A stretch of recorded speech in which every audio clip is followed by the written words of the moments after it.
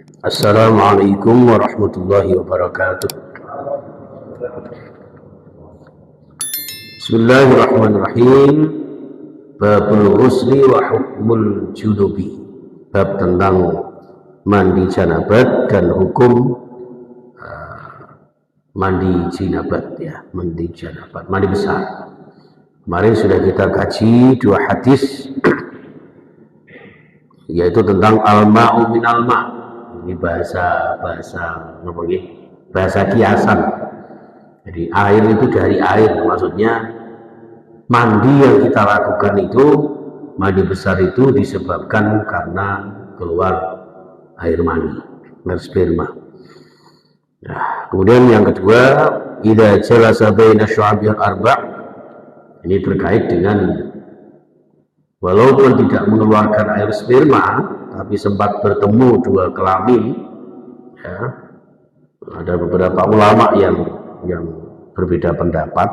Ada yang pokoknya nempel, mandi besar. Kalau Imam Syafi'i itu pokoknya nempel itu harus mandi besar, terlepas dari keluar atau tidak, ya. Tapi Imam Hanafi menyebutkan, Imam Hambali menyampaikan bahwa menempelkan itu harus sudah masuk minimal kepalanya, itu sudah masuk, itu wajib mandi besar. Intinya adalah ketika ketemunya dua jenis kelamin itu, ya, itu harus mandi besar walaupun tidak mengeluarkan air sperma. Sedangkan air sperma sebaliknya, terlepas itu dimasukkan atau tidak, ya, dengan rekayasa atau tidak, kok menimbulkan istimta. Istimta itu rasa enak, rasa nikmat, kemudian mengeluarkan air sperma, ya, air mani, maka wajib mandi. Hadis yang ke-110 jamaah sekalian, wa an Ummi Salamah, dari Ummu Salamah. Ummu Salamah ini salah seorang istri Rasulullah yang sangat cerdas, tutur bahasanya menyejukkan, pandai mengatur retorika. Dan Ummu Salamah ini yang begitu gigih menegakkan kalimat Allah, mengajak kaum wanita sesama beliau untuk bersama-sama berjuang bersama Rasulullah Sallallahu Alaihi Wasallam. Nah, Ummu Salamah ini dulunya, ya, adalah seorang yang nikah dengan seorang kafir, ya, waktu itu, ya. Tapi kemudian masuk Islam. Dan Ummu Salamah ini dengan sang suami yang bernama Abdullah bin Abdullah bin Hilal itu memiliki anak yang bernama Salamah, Amr, Dunroh, Zainab, Ummu Kulsum. Jadi ada 5 orang anak. Itu setelah istrinya dan suaminya meninggal, lalu Abu Bakar dan Umar ini sama-sama bersaing untuk mendapatkan cintanya, ingin menikahi beliau, tapi ditolak. Sampailah kemudian Rasulullah yang berkehendak untuk menikahi beliau. Itu pun Ummu Salamah tidak langsung menerima, padahal seorang Rasul, ya, tidak langsung menerima. Hanya dengan bahasa yang begitu indah beliau menyampaikan, ya Rasul, saya ini sudah sepuh, saya sudah tua, masa jenengan nyuarap, gitu kan. Sama Rasul dijawab, bukankah kita sama-sama sudah tua? Saya ini, ya Rasul, orang biasa. Bukankah saya juga orang biasa, kata Rasulullah. Innama ana basyarum mislukum, manusia seperti kalian. Ya Rasul, saya punya banyak anak, nanti bagaimana? Loh, anakmu ya anakku.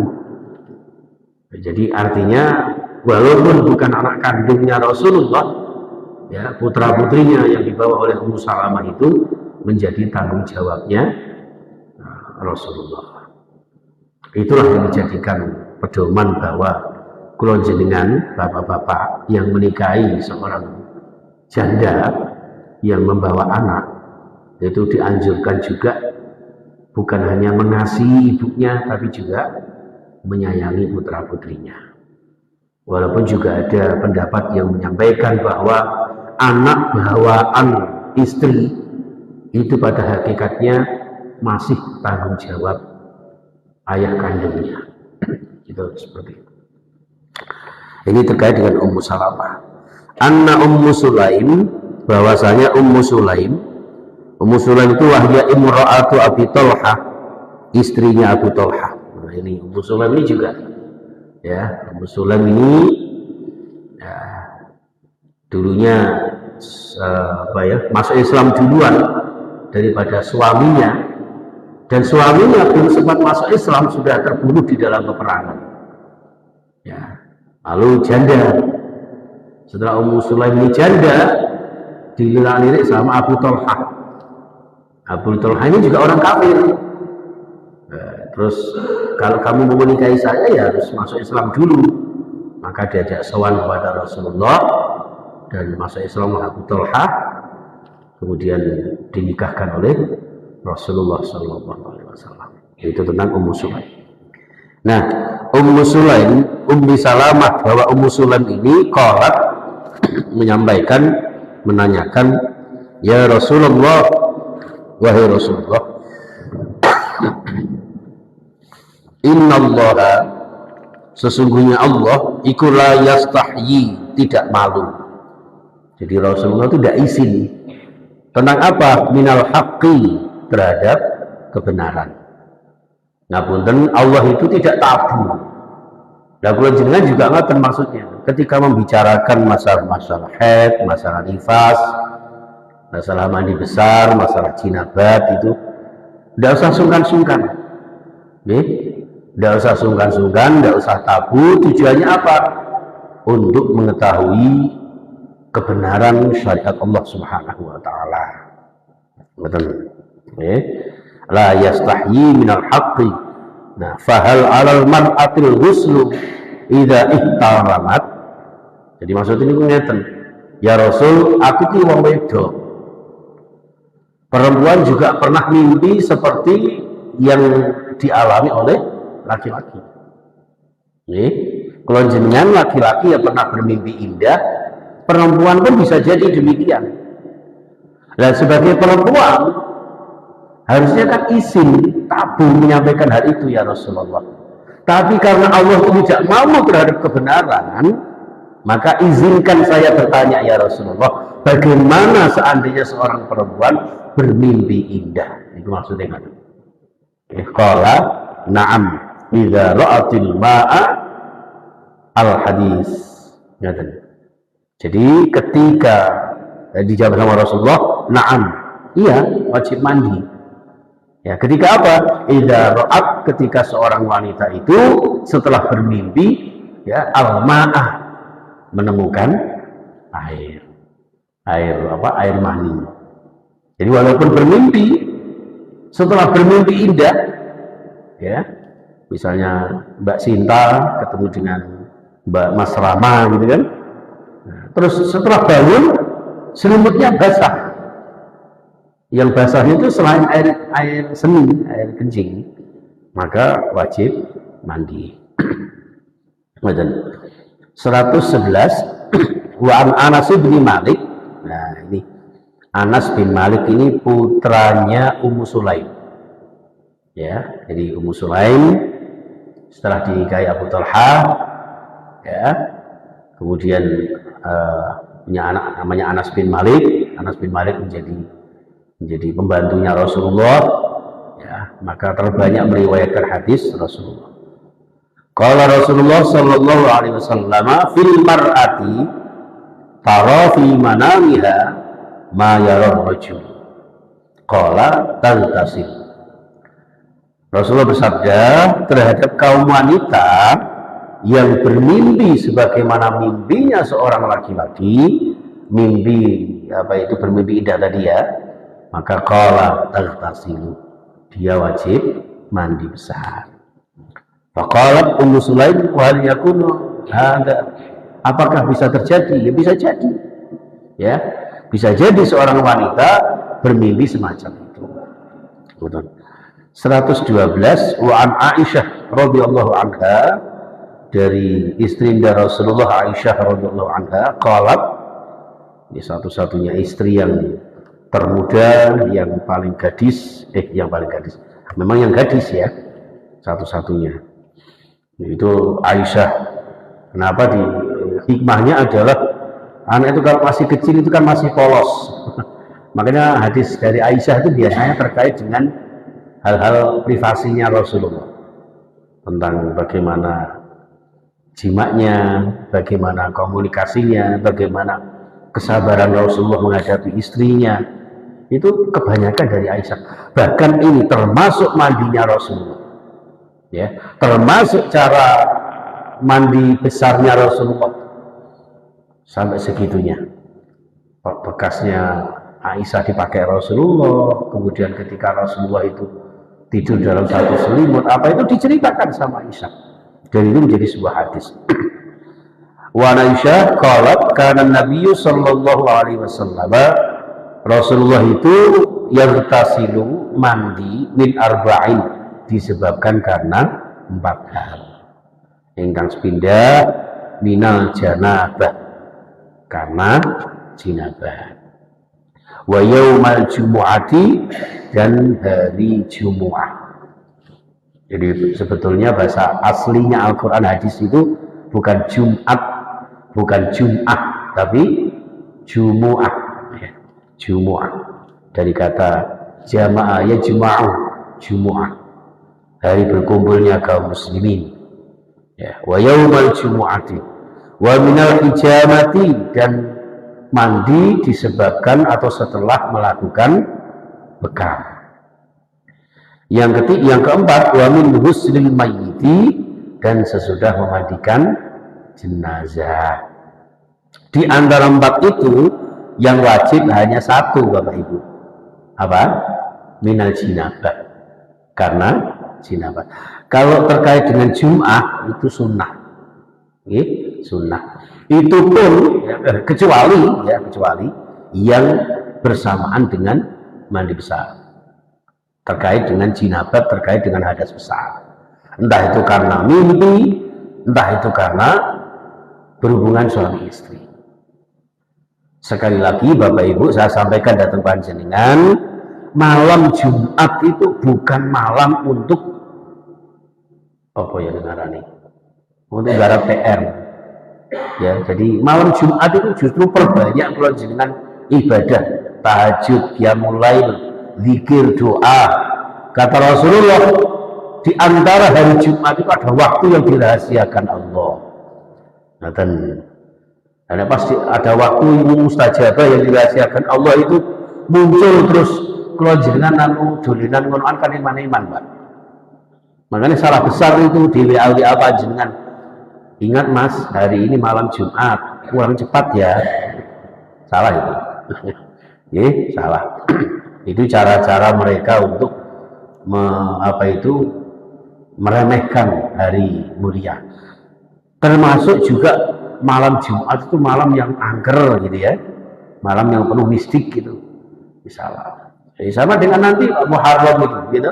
Muharram itu kalau orang Jawa apa itu? Suro. Ya, hati-hati. Ya, hati-hati.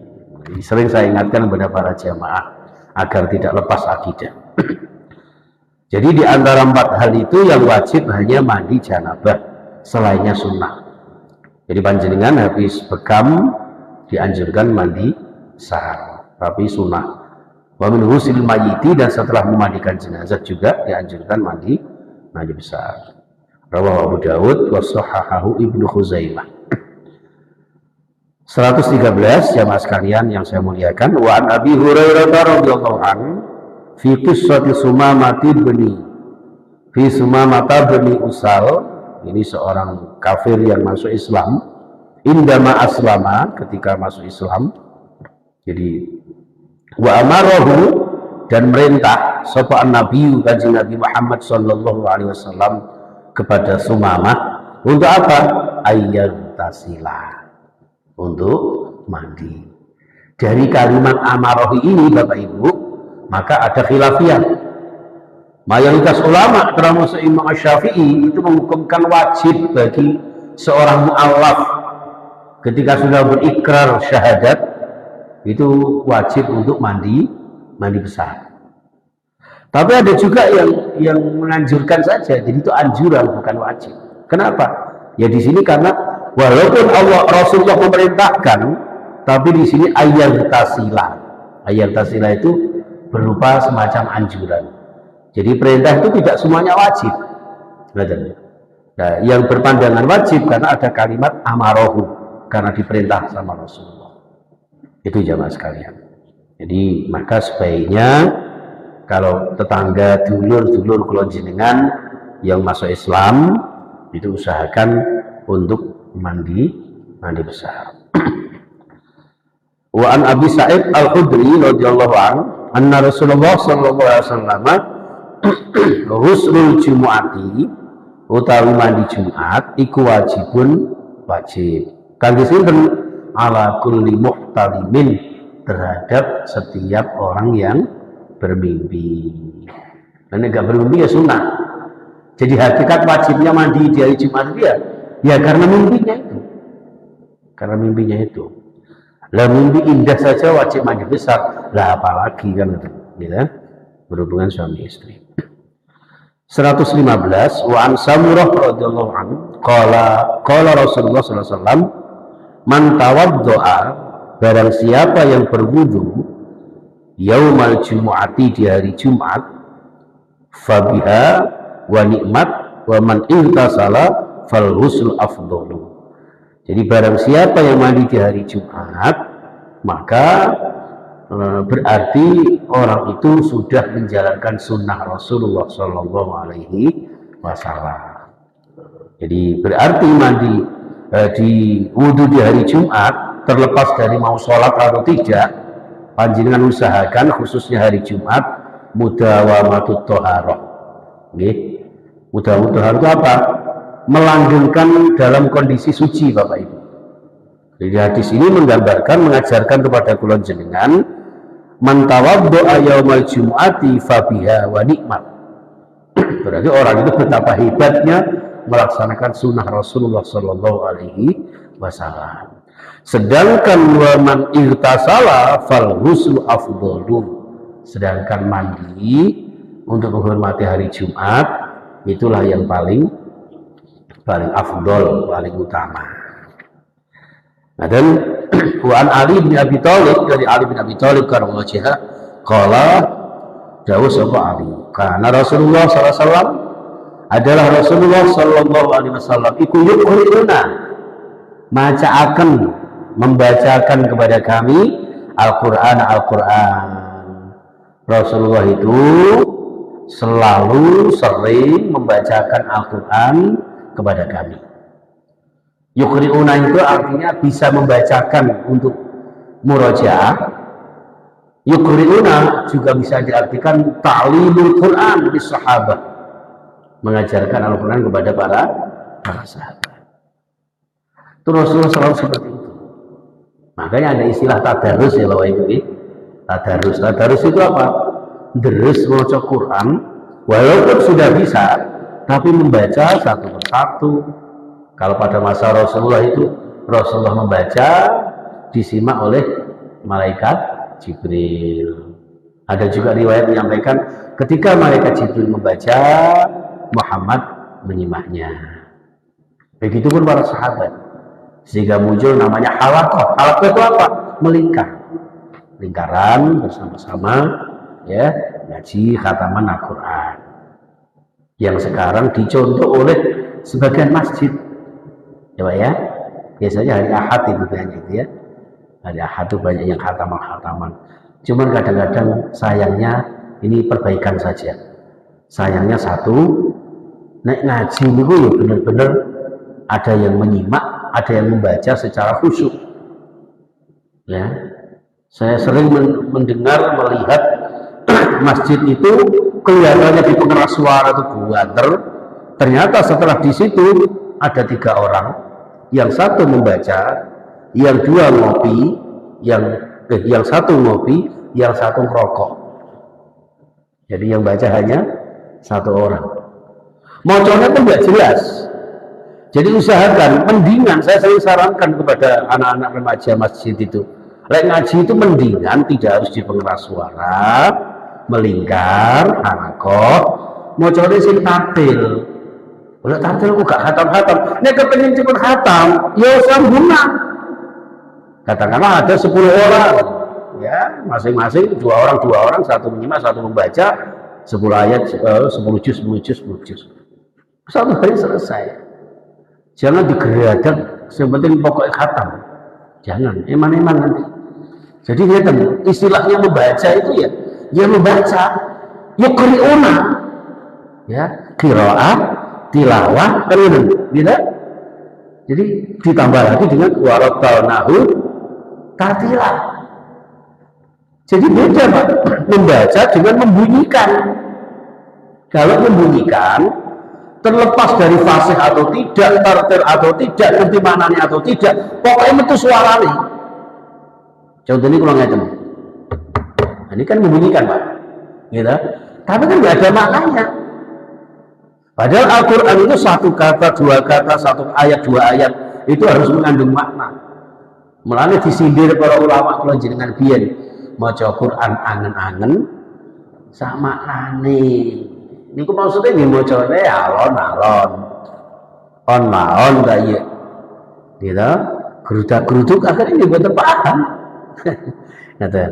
Nggih, bagus itu tidak apa-apa khataman itu, bukan berarti saya tidak setuju. Tapi tidak usah harus di pengeras suara. Kalau di pengeras suara yang tartil, yang bagus. Kadang-kadang saya ini gini Pak, ketika ada masjid sebelah khataman gitu gitu. Saya tuh mau nggak dengarkan itu ayat Al-Quran. Tapi kita ini kan kadang sambil ngobrol sambil ini. Nah ini kalau dihubungkan dengan ayat wa idza quri'al Al-Quran fastami'u lahu ansitu la'allakum turhamun. Harusnya kan diam. Bayangkan ketika pas mendengar panjenengan mendengar bacaan Al-Quran, di situ ada tamu lagi ngobrol-ngobrol. Sik Pak aja ngomong ono tilawah. Ora sido jagongan jenengan. Seperti itu. Tapi ini jagongan, kita termasuk berdosa. Kenapa? Karena tidak memperhatikan bacaan Al-Quran. Itu, ya. Jadi kadang ya kita gini aja. Oh ya, kalau ngaji, menurut wis.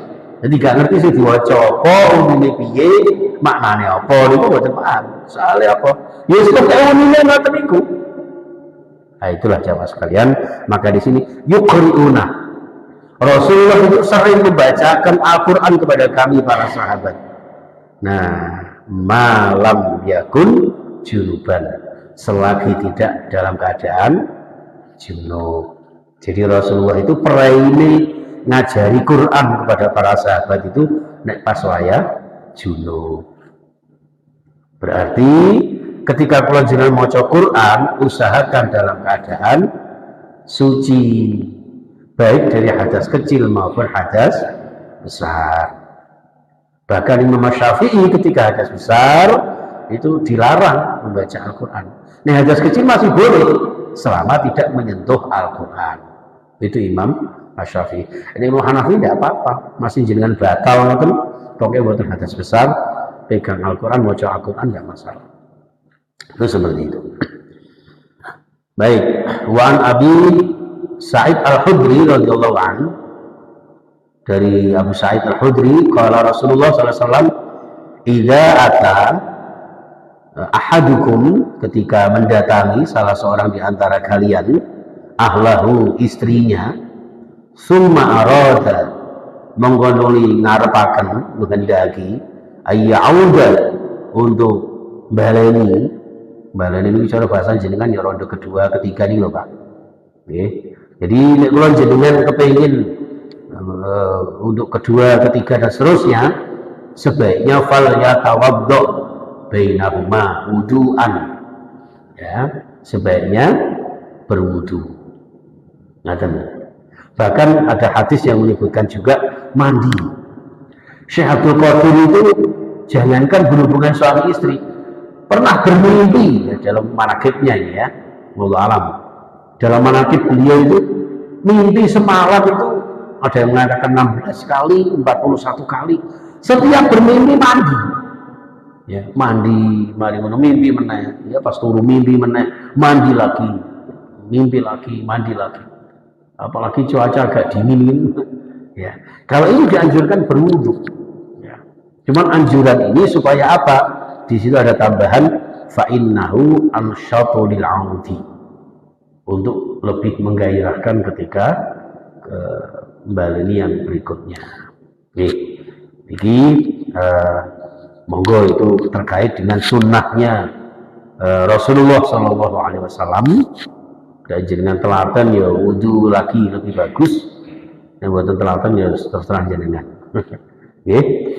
Walil arba'ati an Aisyah, dari perawi empat perawi hadis yang bersanadkan Aisyah radhiyallahu anha, ya, qalat kana Rasulullah Shallallahu Alaihi Wasallam yanamu, tidur sare, wa huwa hali utawi Rasulullah iku junubun, dalam keadaan junub, dalam keadaan hadas besar, min ghairi ayyamas sama'an, tanpa menyentuh air. Hadis ini maksudnya bahwa kula jenengan, kan ada satu hadis menyebutkan sebaiknya ketika kula jenengan tidur itu jangan menyimpan hadas. Ya, kalau bisa sebelum tidur berwudu. Kalau panjenengan hadas besar mandi.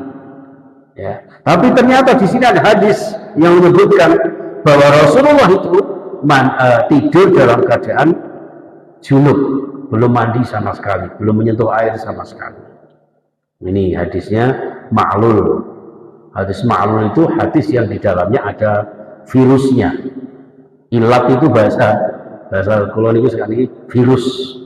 Ya, mungkin karena karakter sanadnya, atau bahkan mungkin ada sanad yang terlewati. Ma'lul itu maksudnya mungkin sanadnya lengkap, dari rawi ini sampai ke Rasulullah, tapi di antara sanad ini ada yang cacat hafalannya, ada yang kurang terpercaya, ada yang kurang dari segi senioritasnya. Itu namanya hadis ma'lul. Jadi enaknya belajar hadis itu setidak-tidaknya setunggal kula jenengan, di samping memahami redaksinya tentunya ya, juga tahu sedikit-sedikit tentang sejarah para sahabat salafus sholihin, mungkin bisa mencontoh beliau-beliau. Yang kedua, bisa mengetahui mustalah hadis, ya, ilmu terkait dengan kedudukan hadis, sehingga kula jenengan tidak boleh ingkarus sunnah, tidak boleh mengingkari hadis, karena ada beberapa aliran dari umat Islam itu yang ingkar sunnah. Hadis itu gak jelas, ya, perawinya nggak jelas, sanadnya nggak jelas, yang penting pokoknya Al-Quran. Saat ini aneh-aneh, yang penting Al-Quran. Orang-orang yang ya Al-Quran, tapi Al-Quran itu sabdanya Rasulullah. Kalau Rasulullah fil Quran, tonggolnya jenengan wong dukun Gresik. Dan ada juga yang lagi sekarang ini katanya sholatnya diropel 100 rakaat untuk 1 minggu. Wah, ini kacau kabeh. Nggih, kalah ibu-ibu mriki blonjo nang pasar sing akeh pisan, kulkase dipenuhi. Tiga seminggu ke depan. Ya, jadi syariat ini beda. Makanya itu jenengan ngapunten, kenapa harus ada liyatafaqahu fid din wa yudharu qawmahum idza raja'u ilaihim? Kalau jenengan itu wajib mengetahui Islam secara kafah. Supaya apa? Ya nanti ketika di akhir zaman orang itu bermacam-macam dengan insting mereka, keyakinan mereka, kebebasan mereka, berevolusi di dalam pemikirannya.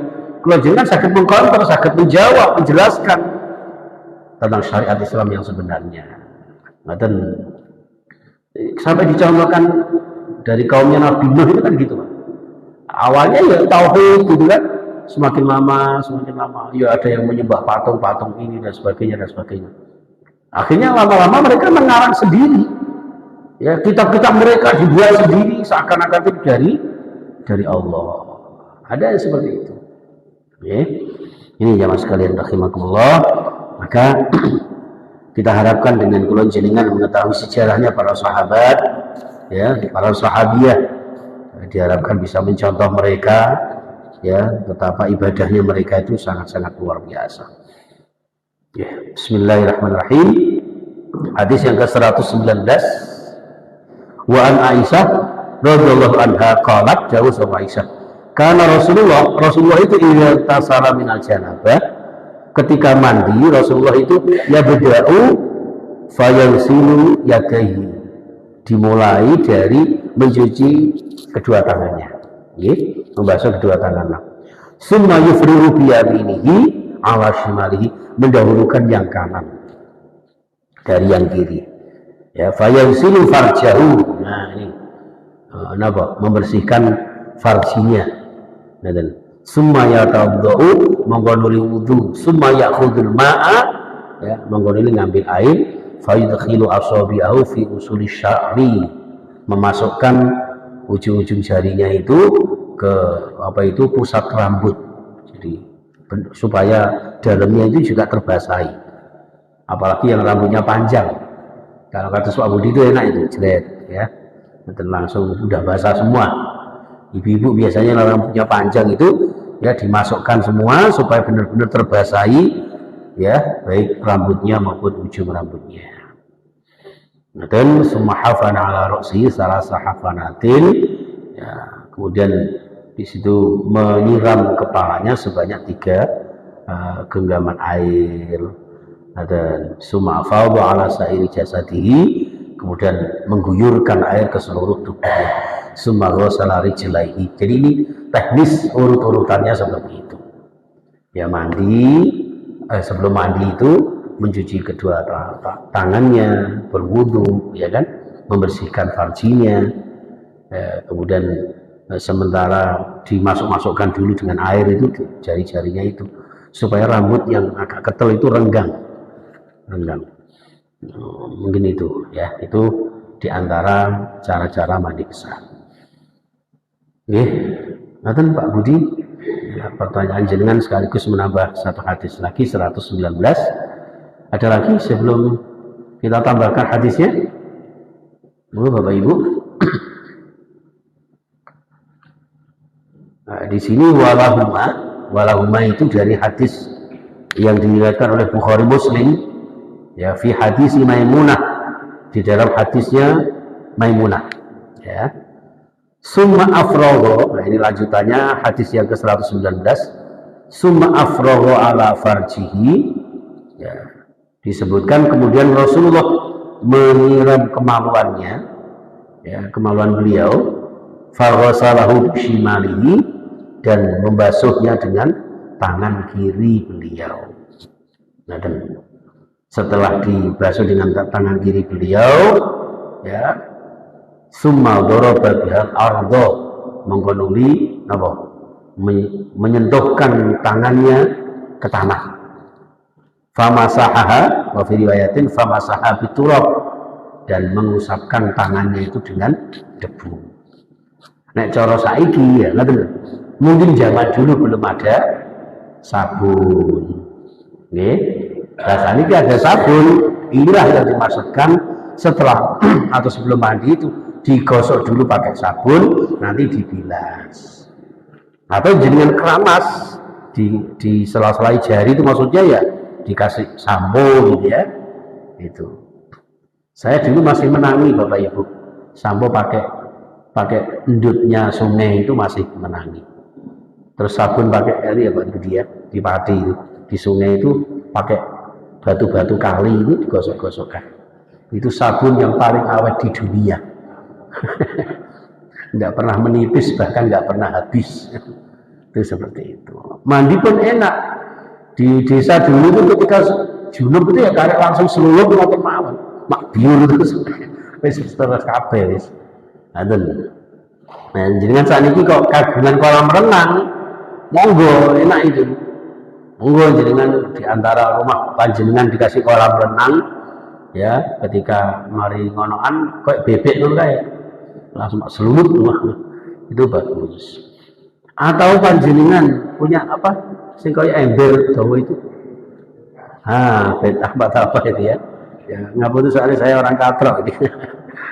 Atau di hotel-hotel yang ada itunya, tidak apa-apa, Tapi usahakan di atas kan ada shower ya namanya ya. Itu mengalir. Udah. Situ. Lebih enak lagi itu. Ya, lebih praktis. Dan itu sudah menjadi salah satu teknis mandi besar panjenengan. Itu nek dhewe ora ono ya wis pakai gayung. Gayung bersambut atau pakai pancuran gitu. Ya, itu teknis. Nah itu dicampur dengan debu. Nah, debu kalau ya harusnya pakai sabun itu. Summa ataituhu bil mindili faraddahu wa fihi wa ja'ala yanqudul ma'a biyadi. Di akhir hadis ini disebutkan kemudian aku kata Maimunah ya memberikannya sapu tangan ya. Sapu tangan itu apa? Yus anduk lah, ya, anduk. Tapi ternyata ditolak sama Rasul. Tidak usah deh. Jadi Maimunah kan istri salah satu istri beliau.